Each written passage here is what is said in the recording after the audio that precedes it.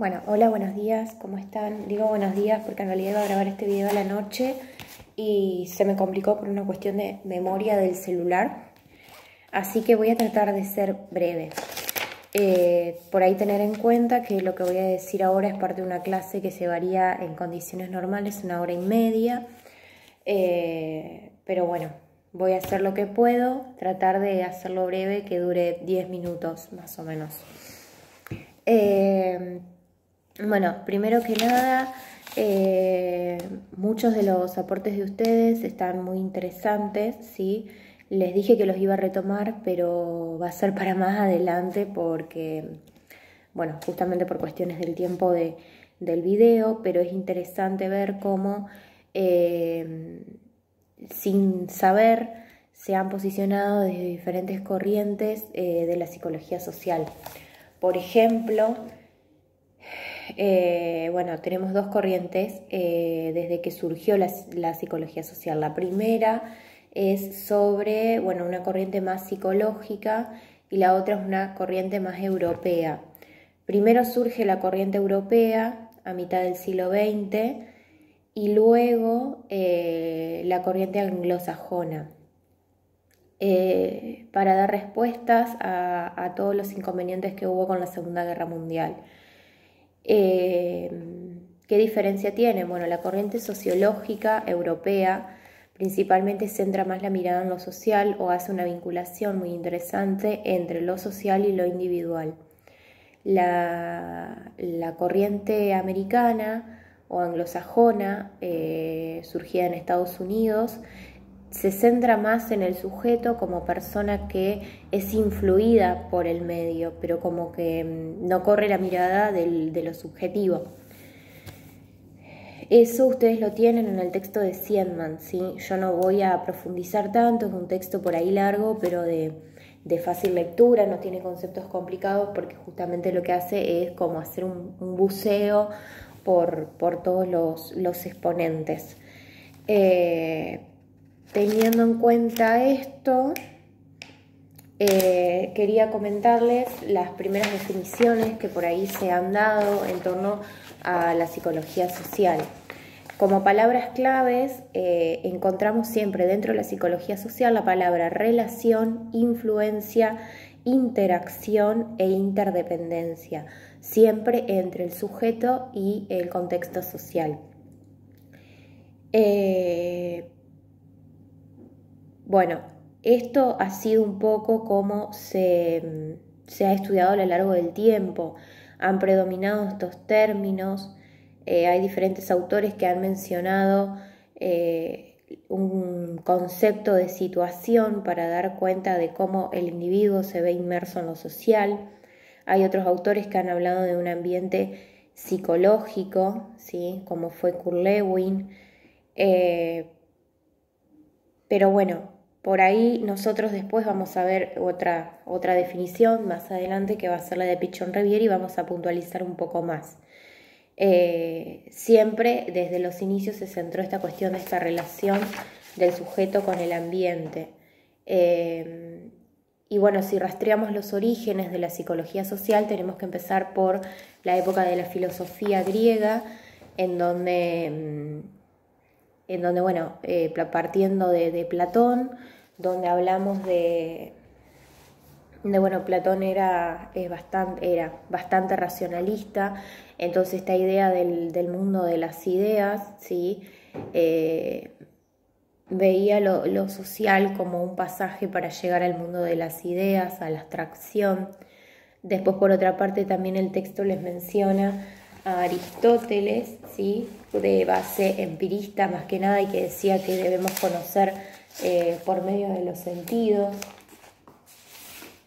Perdí mi apunte. Bueno, y por otra parte, bueno, eso dentro de la filosofía.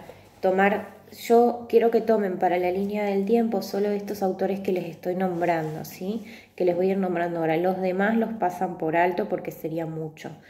Después ya nos encontramos con el momento del pensamiento medieval, donde en realidad no hubo una producción teórica que nos haya servido, porque bueno, se centra la mirada en la divinidad y todo contacto social y demás, era como que teníamos que ser buenos en lo mundano para poder llegar a lo que en realidad sería la vida eterna.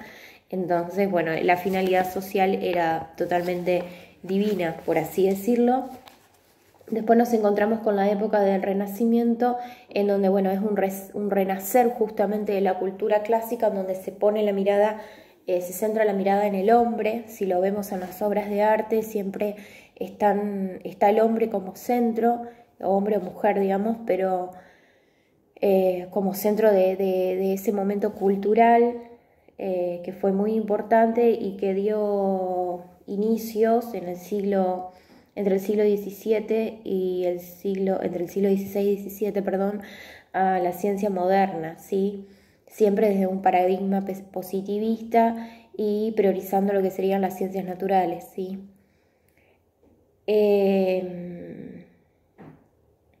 Después, como otro de los aportes importantes, tenemos a René Descartes, o Descartes, que significó un cambio de paradigma, porque él empieza a hablar del tema de la mente y del cuerpo, pero en realidad lo hace con una definición muy tajante y muy separada, como que estas cosas no se pueden juntar, sino que van por separado.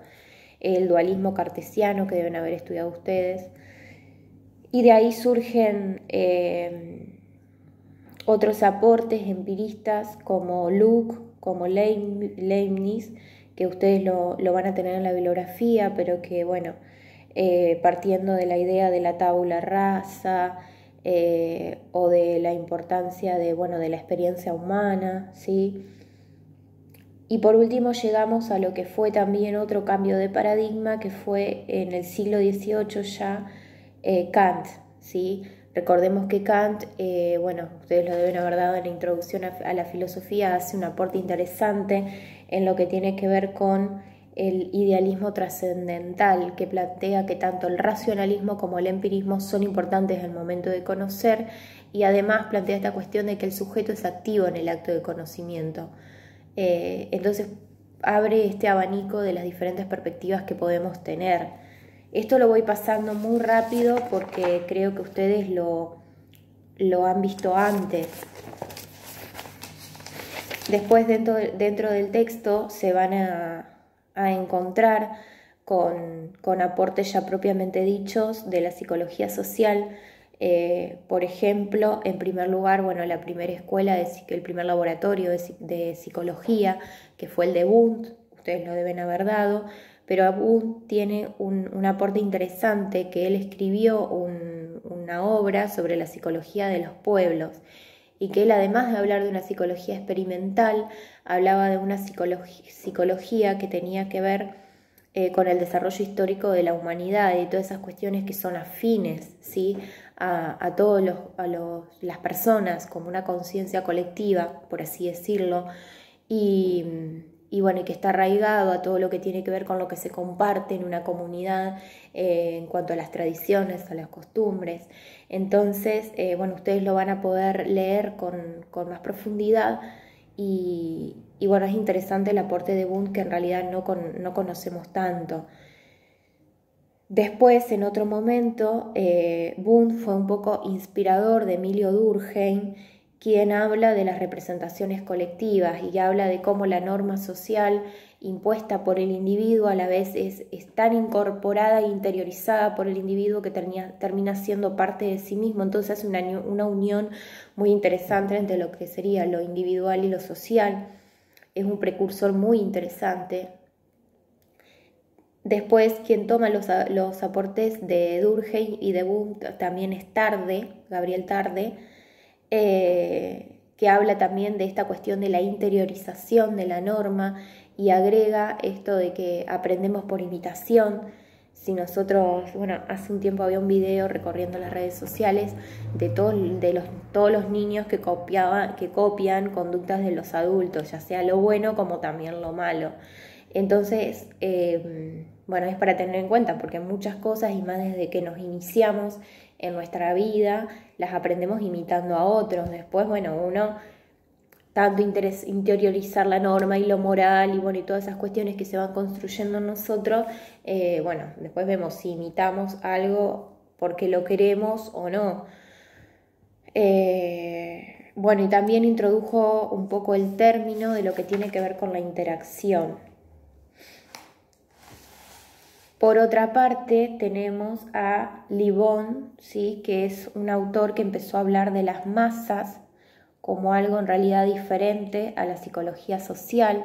¿Sí? Le Bon es europeo y que bueno, que un poco Freud cuando escribió el texto Psicología de las masas y análisis del yo se basó un poco en Le Bon y en otros autores.